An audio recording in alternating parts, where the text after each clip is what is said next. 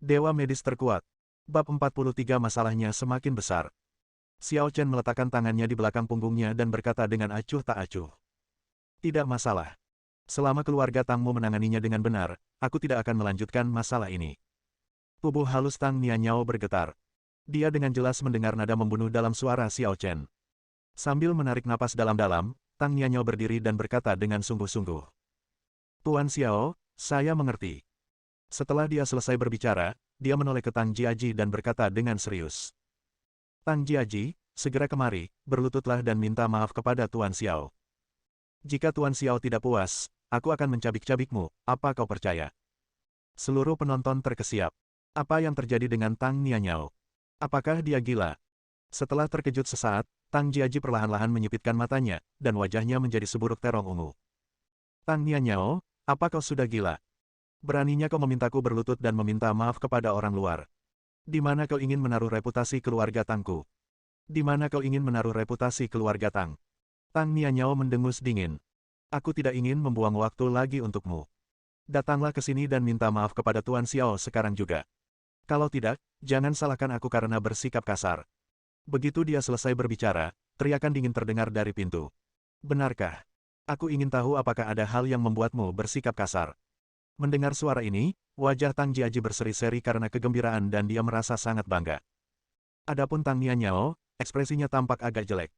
Mengikuti dari dekat, seorang pria setengah baya berjas masuk.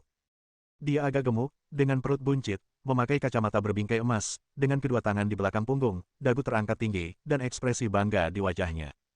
Ayah! Tang Jiaji berseru dengan penuh kebanggaan, pihak lainnya mengangguk, lalu melirik dingin ke arah Tang Nianyao. Nianyao, kamu benar-benar pemarah. Di depan banyak orang, kamu berani membuat cucu tertua keluarga Tang berlutut dan meminta maaf kepada bajingan. Pemarahmu benar-benar keterlaluan. Wajah Tang Nianyao tampak sedikit jelek, tetapi dia tidak mundur sama sekali. Dia tahu lebih dari siapapun yang hadir, betapa kakeknya menghargai dan takut pada Xiao Chen. Jika Xiao Chen tidak dapat merasa puas hari ini, keluarga Tang kemungkinan besar akan mendapat masalah besar. Memikirkan hal ini, dia menarik napas dalam-dalam, tidak rendah hati atau sombong, dan berbicara lagi. Paman, meskipun permintaanku memang berlebihan. Tapi, aku menyarankanmu untuk membiarkan Xiao Ji berlutut dengan patuh. Percayalah, ini baik untuknya, untukmu, dan untuk keluarga Tang kita. Kentut. Paman Tang langsung berteriak marah, menunjuk hidung Tang Nianyao dan memarahi. Tang Nianyao, jangan berpikir bahwa hanya karena ayahmu adalah putra tertua dari keluarga Tang, kamu bisa bersikap tidak bermoral. Jiaji adalah cucu tertua dari generasi ketiga keluarga Tang. Kamu hanyalah seorang cucu perempuan yang akan menikah di masa depan. Sungguh kejahatan serius bagimu untuk bersikap kasar kepada Jiaji. Kamu bahkan berani berbicara liar dan membodohiku di sini. Apakah kamu pikir aku bodoh? Tang Nianyao sangat marah hingga dia muntah darah. Paman Tang benar sekali. Meskipun ayahnya adalah putra tertua keluarga Tang, dia adalah seorang gadis. Di antara generasi ketiga keluarga Tang, status Tang Jiaji memang lebih tinggi darinya. Melihat wajah Tang Nianyao membiru karena marah, napasnya makin berat, dan tangannya terkepal erat, Tang Jiaji merasa sangat bangga. Tang Nianyao, aku sudah menasihatimu. Jangan terlalu sombong dan jangan melawanku begitu saja. Lagi pula, ini untuk orang luar. Seketika, dia menatap Xiao Chen lagi, mencibir dengan sangat arogan, dan berkata, Bajingan kecil, aku sudah mengatakannya sebelumnya, tidak mungkin kau bisa menjadi lawanku. Aku katakan padamu dengan jelas lagi, Su Ruoxue tidak bisa melindungimu. Tang Nianyao juga tidak bisa melindungimu. Berani membuat masalah di keluarga Tangku, kau ditakdirkan untuk mati. Su Ruoxue mengepalkan tangannya, sangat khawatir. Begitu paman kedua Tang keluar, bahkan Tang Nianyao pun tidak akan berguna. Kali ini, saya khawatir semuanya benar-benar sudah berakhir. Orang-orang di sekitar pun menggelengkan kepala. Situasinya telah diputuskan. Xiao Chen tidak mempunyai kesempatan untuk membalikkan keadaan. Xiao Wan yang berdiri di belakang Tang Jiaji sedikit mengangkat sudut mulutnya. Sebenarnya, dia sudah kehilangan minat terhadap Xiao Chen sekarang, tetapi dia tidak menyangka bahwa Xiao Chen akan menggunakan Su Ruoxue untuk mencari Tang Nianyao guna membantunya. Meskipun dia tidak tahu mengapa Tang Nianyao begitu menghormati Xiao Chen, pada akhirnya, pemenangnya tetaplah Tang Jiaji, tetap saja pria Xiao Wan. Ketika memikirkan hal ini, perasaan senang luar biasa muncul secara spontan, membuat Xiao Wan merasa segar dan tubuhnya terasa lebih rileks.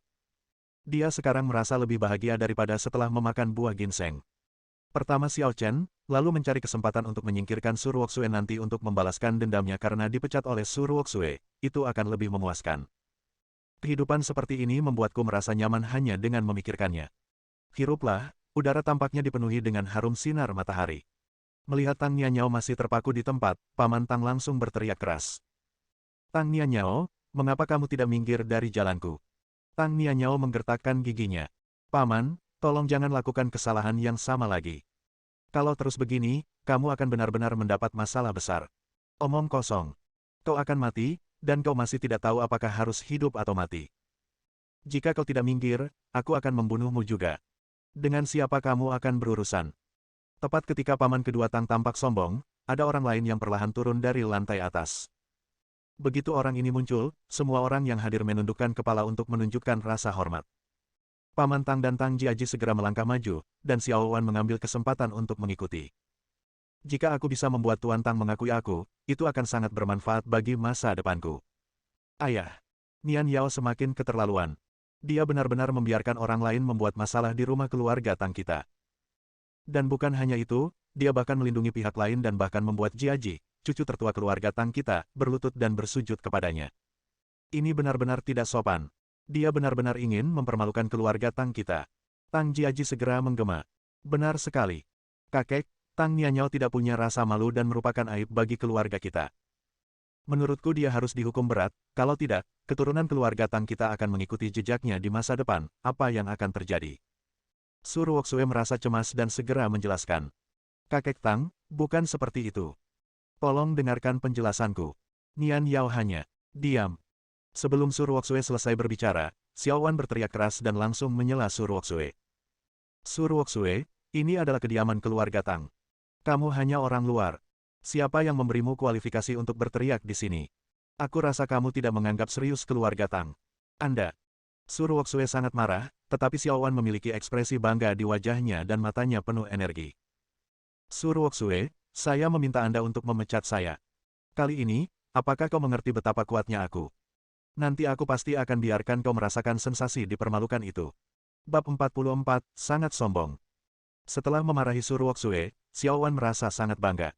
Tuan Tang meliriknya, lalu perlahan berjalan ke sisinya, meletakkan tangannya di belakang punggungnya, dan bertanya dengan acuh tak acuh. Siapa kamu? Xiao Wan segera menjawab dengan hormat. Melapor ke kakek Tang, namaku Xiao Wan, dan aku pacar Jia Jie. Setelah berkata demikian, dia diam-diam melirik ke arah Tang Jiaji, lalu segera menundukkan kepalanya dengan malu-malu. Asal dia mendapat pengakuan dari Tuan Tang, dia, Xiao Wan, akan benar-benar menjadi burung phoenix. Mulai sekarang, melihat seluruh Jiangbei, siapakah yang berani tidak memberinya, Xiao Wan, sedikit muka. Sekalipun kamu tidak memberinya muka, kamu harus memberi muka pada keluarga Tang. Tetapi, pada saat itu, Tuan Tang menamparnya dengan tangannya. Ledakan. Dengan satu tamparan keras, Xiao Wan terpental dan jatuh dengan keras ke tanah. Dia hampir pingsan karena kesakitan. Tang Jiaji terkejut dan segera bergegas menghampiri kakeknya. Kakek, mengapa kamu memukul Xiao Wan? Tuan Tua Tang tidak menunjukkan belas kasihan dan mengusir Tang Jiaji bersamanya lagi. Aku akan mengalahkanmu juga. Gerakan ini membuat semua orang yang hadir tercengang. Apa yang membuat Tuan Tang tergila-gila? Mengapa dia tiba-tiba memukul cucunya sendiri, dan memukulnya sekeras itu? Lihat tendangannya itu, dia hampir menendang Tang Jiaji sampai mati. Hati paman kedua Tang bergetar, seolah-olah dia samar-samar memikirkan sesuatu, dan segera setelah itu, dia melihat Tuan Tua Tang, berjalan melewati kerumunan, langsung menuju ke arah Xiao Chen berada. Kemanapun dia lewat, semua orang mundur dan segera memberi jalan bagi Tuan Tang. Hanya dalam beberapa detik, Tuan Tang sudah tiba di samping Xiao Chen. Setelah itu, Tuan Tang, terlepas dari statusnya, hanya menggenggam tangannya dan membungkuk 90 derajat. Tuan Xiao, saya minta maaf. Saya tidak mendisiplinkan mereka dengan tegas, dan anak-anak muda yang tidak tahu tata krama ini telah menyinggung Anda. Mohon maafkan saya, Tuan Xiao. Begitu kata-kata itu diucapkan, seluruh tempat menjadi sunyi senyap sampai-sampai terdengar suara jarum jatuh. Siapa dia? Dia adalah salah satu ahli pengobatan tradisional Tiongkok terbaik di seluruh negeri Yan, Tuan Tang.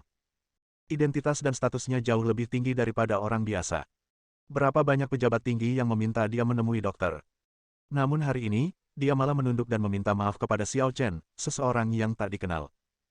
Ya Tuhan, betapa besarnya kehormatan ini. Su Ruoxue terhuyung mundur selangkah, langsung menutup mulutnya, matanya yang indah terbelalak tak percaya. Dia tahu bahwa Xiao Chen sangat kuat, tetapi kekuatan Xiao Chen paling-paling hanya dalam hal keuangan dan kekuatan militer. Tetapi Tuan Tang telah melampaui ranah ini, dan jaringan kontaknya luar biasa. Pada saat ini, Su Ruoxue tiba-tiba menyadari bahwa dia pikir dia telah melihat Xiao Chen, tetapi kenyataannya, pria ini masih sangat sulit dipahami. Sama seperti saat pertama kali kita bertemu. Orang yang paling terkejut adalah Xiao Wan. Pada saat ini, dia benar-benar bingung. Tak seorang pun yang mengetahui masa lalu Xiao Chen lebih baik daripada dia. 5 tahun lalu, bencana itu menghancurkan Xiao Chen sepenuhnya. Dia seharusnya tidak pernah bisa pulih. Namun kini, dia tak hanya kembali, namun juga membalikkan keadaan. Awalnya, Xiao Wan mengira Xiao Chen mengandalkan kekuatan Su Ruoxue. Tetapi sekarang, tampaknya dia tidak perlu bergantung pada kekuatan Su Ruoxue sama sekali. Xiao Chen, ada apa denganmu? Dia sebenarnya ingin bertanya, tetapi saat kata-kata itu sampai di bibirnya, dia tidak bisa. Xiao Chen terdiam sejenak, dan Old Tang tidak berdiri tegak. Setelah beberapa saat, dia berbicara dengan acuh tak acuh. Jika permintaan maaf berhasil, apa gunanya surga? Hati Tuan Tua Tang bergetar. Dia sudah mengerti apa yang dimaksud Xiao Chen. Orang-orang di sekitar sangat terkejut. Bukankah Xiao Chen terlalu lancang? Status seperti apa yang dimiliki Tuan Tang? Dia meminta maaf kepada Anda secara langsung, yang merupakan kehormatan besar bagi Anda. Tapi sebaliknya, Anda bahkan tidak memberi mereka muka. Apakah kamu tidak terlalu sombong? Tang Jiaji langsung menjadi marah. Xiao, jangan kira kau bisa begitu sombong hanya karena kau bermarga Xiao. Kakekku sudah membungkuk dan meminta maaf padamu, apalagi yang kau inginkan. Jika kau benar-benar menentang keluarga Tangku, kau bukan apa-apa. Diam kau, bajingan. Tuan Tua Tang berbalik dan berteriak dengan marah, dan Tang Jiaji menahan kengganannya. Seketika, Tuan Tang menoleh dan menatap Xiao Chen dengan memohon. Tuan Xiao, apakah benar-benar tidak ada ruang untuk bermanuver dalam masalah ini? Jika dia tidak mati hari ini, keluarga Tangmu akan kesulitan bertahan hidup. Hanya beberapa kata sederhana membuat semua orang merasa dingin di hati mereka. Bukankah Xiao Chen terlalu kejam? Ini akan menginjak-injak seluruh keluarga Tang. Selama Tuan Tang setuju, keluarga Tang pasti akan dikritik di Jiangbei di masa depan. Namun, meski begitu, tak seorang pun menyangka bahwa setelah menarik napas dalam-dalam, Tuan Tang akan langsung berteriak. Siapapun, keluarkan binatang bodoh ini, Tang Jiaji, dan pukul dia sampai mati. Apa?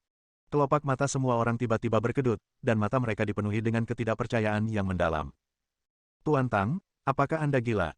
Paman Tang langsung berteriak. Ayah. Apa ayah bercanda? Jiaji adalah cucu ayah. Tutup mulutmu yang bau.